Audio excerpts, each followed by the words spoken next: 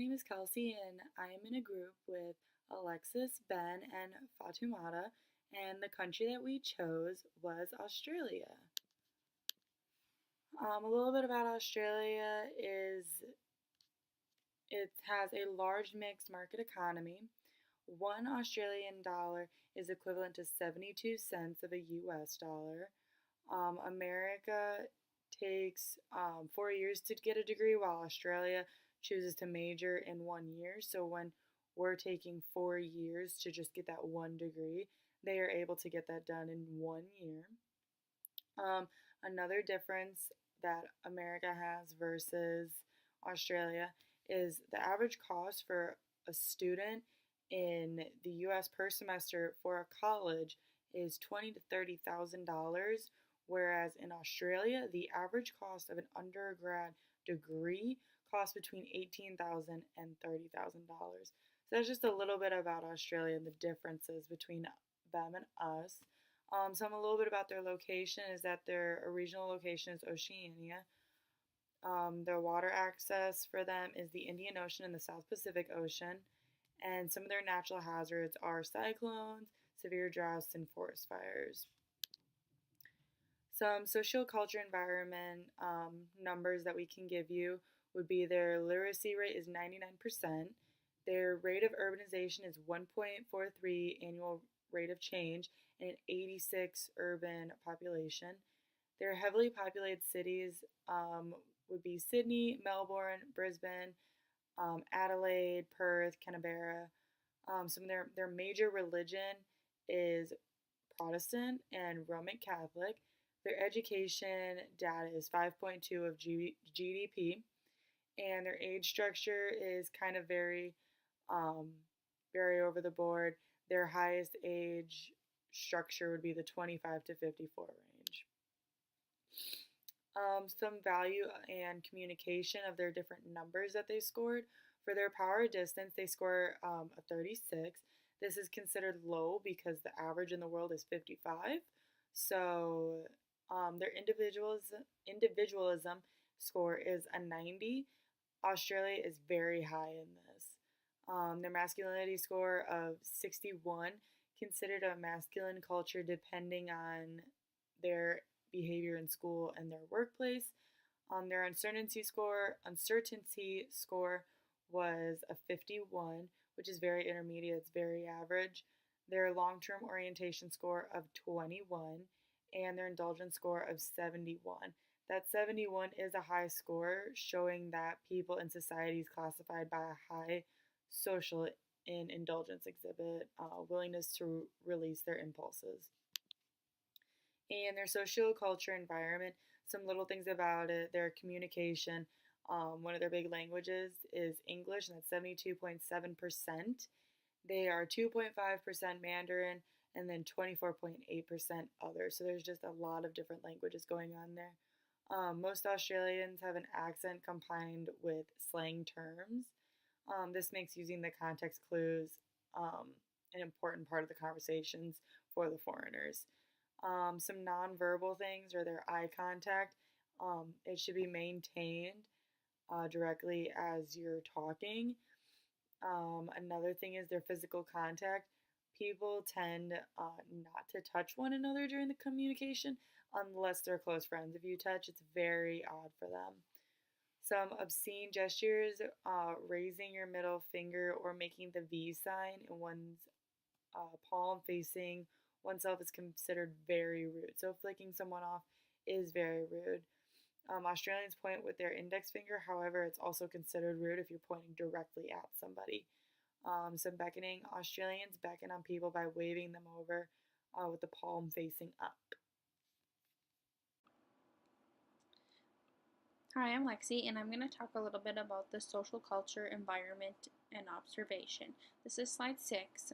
This talks about business etiquette and how approaching our business in Australia, how there are certain behaviors, how to address your audience, how certain languages, the way you present yourself, you hold yourself up, can be discriminating towards your culture.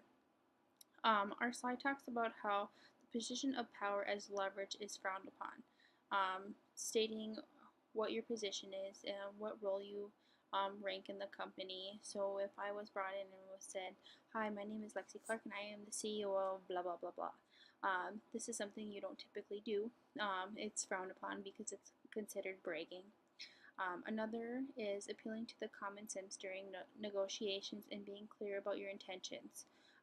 So when there's a business meeting being held, you want to make sure that you are to the point, you're addressing the problem. If you don't understand or you have a problem with it, you are making sure you're speaking what's on your mind. Don't hold back. They prefer you to speak for your worth in this company. They don't want any Joe Blows coming in and be like, "Oh, I hated the meeting today," just because they didn't present on what I think is should be proposed for this business proposal. Next, proceedings should follow to set the next agenda. So if it's a meeting, you follow how it's supposed to go. So you start off with the meeting adjourned, say aye. You go down the list, have your financial planners represent your CEOs, your management team, anything that needs to be addressed. This is how you go about for proper business meeting and etiquette. With the business observations, it's one thing we mentioned is giving gifts in business is not accepted but greatly appreciated. In different cultures, it is okay to give gifts as a virtue of thank you. Sometimes it's not okay. In Australia, it is appreciative, but it's not necessary. One thing is making sure it doesn't sound like a bribe. When you're trying to invest in a company, we don't want to bribe about how much our network is or how much we are asking you to buy into our company for so much because it's going to make our increase revenue guaranteed this month. We don't want to sound cocky. We want to be professional. We also mentioned gifts to employees of government-funded organizations may only be accepted if they have a lower dollar value. And nepotism is not common in Australia. Therefore, we only will give gifts to our employees under a certain dollar amount if they make a certain revenue for the company, etc. I'm going to talk a little bit about slide 7 in the government system of Australia. The type of government is parliament democracy. It's a federal parliament under the Constitution of a monarchy. The political leaders are Scott Morrison, who is the Prime Minister, and he is the Liberal Party. The political pressure groups are Bill Shorten, PM, Australian Labor Party. The recent changes in government ruling is that Scott Morrison recently took over as lead as Liberal Party for the Malcolm Turnbull. Bribe index is 7 out of 21. Corruption perception index is 13 out of 180, which is very low. The OECD Anti-Bribery Convention takes many steps taken, is more enforcement than anything. Total control of corruption is 93 and 27%. Slide 8 talks a little bit about the political and legal environment. Trades and regulations and legal considerations is that the good imported in Australia requires classification. So when we get any shipments, we have to go through everything and see where they're coming from, what it is, the serial number, etc. Just in case it's illegal, we want to make sure there's no specific things that can harm our country coming in. The declaration procedures are based on self-assessment by importers. So we have workers that do this, that take the time out of the day and that are hired to do this, to go through this process to make sure that everything coming into this country is important legally. Declarations must be made to Australia's Custom Border Protection Service, which also enforces important restrictions. So that means if we're trying to market to Australia, we have to make sure we're meeting these guidelines and rules and regulations. This talks a little bit about that business etiquette before. We want to make sure that we are obeying Australia's guidelines and that we are marketing to them the way we want to market. So that's why we're making sure we have specialists that know how to do this, and that when we're holding these business meetings that it's being discussed and talked over. The employment law is only a 38-hour work week maximum, so our workers are only supposed to work 38 hours a week. Minimum wage is set by commission set of $18.29 an hour, a lot bigger than here in the U.S., but I mean there's also currency, so that it plays a factor in this. There's a 4-week annual pay leave. Instead of, I guess you can talk about the U.S. and how we have 12-week for maternity or paternity leave. Trade regulations and legal considerations. They do have sales tax just like the U.S.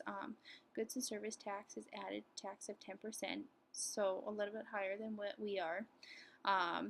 There's border cities that enforce these rules in Canada. Also, trade policies is one of 163 members of the WTO. Benefits from the most favored nation and non-discriminatory provision. Next, I'll talk a little bit about the key technology and development. Interest rates are at 1.5%. Unemployment is at 12.6%. Inflation is at 1.8%. The GDP real growth rate is at 0.3%. Exchange rate is 97.15%. The GDP is 1.3 trillion. The forced labor is 65.6. Major industries, agriculture is ranked at 3.6%. This was established in 2017 as long as the other ones, as industry is 25.3, service is 71.2, and the FDI rates is $60 billion in Australia. Next, I'll talk a little bit about the economic infrastructural environment, and this deals with a little bit about the trading in Australia. Their major trading partners is China, Japan, United States, Singapore, and New Zealand. As you can see, most of these countries mentioned are very close by. Nearby are neighbor countries like New Zealand. Major imports and exports coming into Australia are exporting goods are iron, coal, gold, beef, alcoholic beverages, gems, cereal, aluminum. Imported goods would be machinery like computers, mineral fuels, vehicles, pharmaceutical items like medicine, plastic, iron, or steel furniture. Regional trade agreement and member countries, 10 FTA currently enforced within China, Japan, Korea, New Zealand, Singapore, Thailand, US, Chile, and Malaysia. As we continue on and look at the organizational structures, first you're going to have the initial division structure for the company as it enters an international market.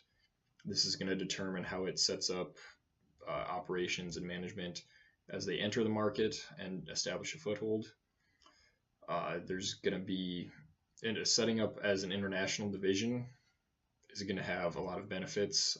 This is going to assure that there's a focus placed on the international market, and it's getting a lot of attention from the managers of that division.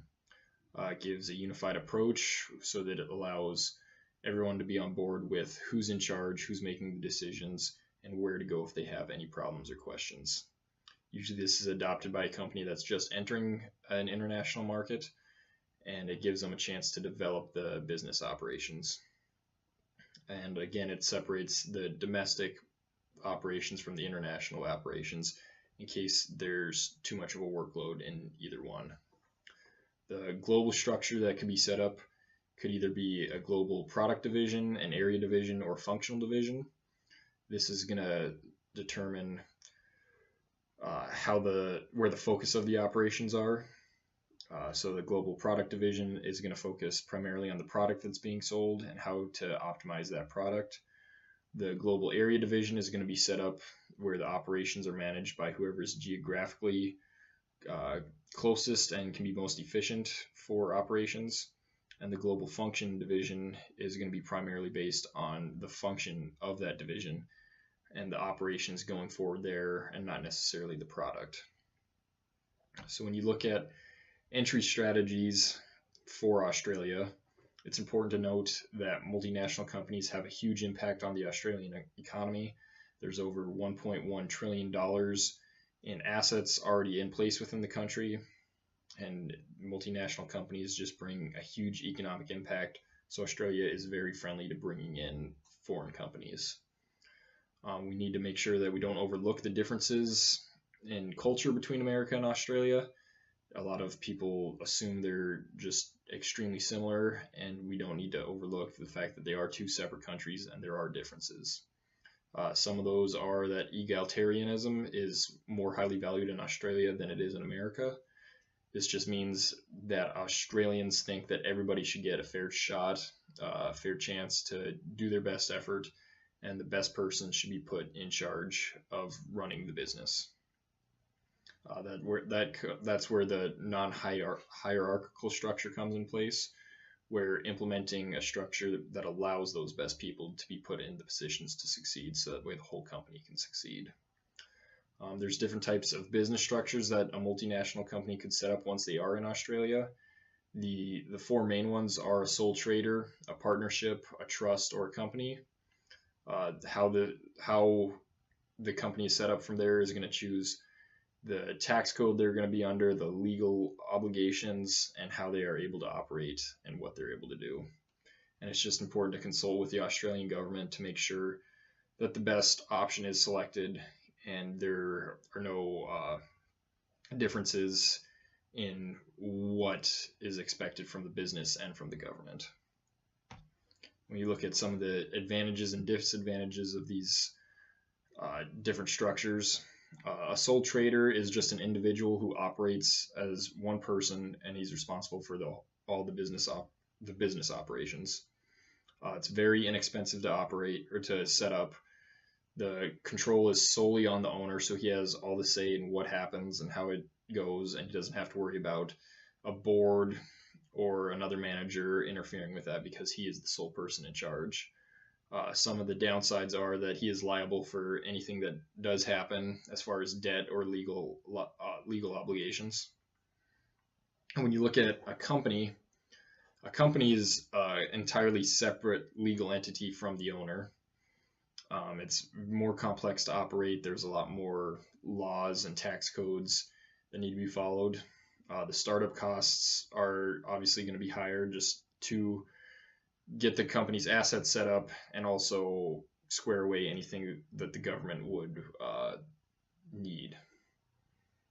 The benefits that it does see is there's less of a legal liability.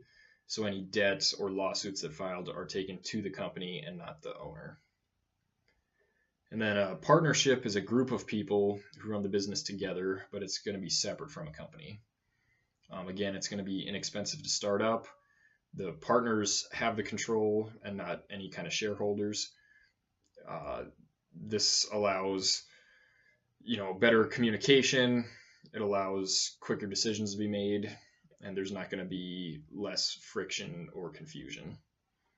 The owners are going to be personally liable for any debt or legal troubles that happen, which is something to be aware of. And then a trust is an entity that holds property or assets for individuals. This is something where you would have a lot of assets that you wanted to store for somebody for a future time. It's expensive. It's really expensive to start up. The trustee, the person who will be receiving the assets, is legally liable for anything in there, and it requires a formal trust deed from the government. And so as we wrap up our presentation, we have our final recommendations for entering the Australian market. We think we should meet with the prospective partners that are already established and start demonstrating support for them by giving them anything that they would need or want that could help their operations. When partnering up with the Australian market, we want to be able to establish relations and establish support for any sort of venture that we would do into Australia, and make sure that we're setting up a good first impression going forward. We want to create long-lasting relationships and develop a brand image that Australian consumers are going to really connect with and enjoy and appreciate for years to come. We think we should suggest a product that is able to be applicable to the Australian market. We want to do a lot of research and find what needs and values the Australian customers have, and work to develop a product solution to fill that need. And we think it's important to work with the Australian government and show that we are willing to develop those relationships and maintain a positive impact on the country that they will want to bring in, and we'll continue to work with them to find their support. And then finally, we just have all of our references here in case you have any questions.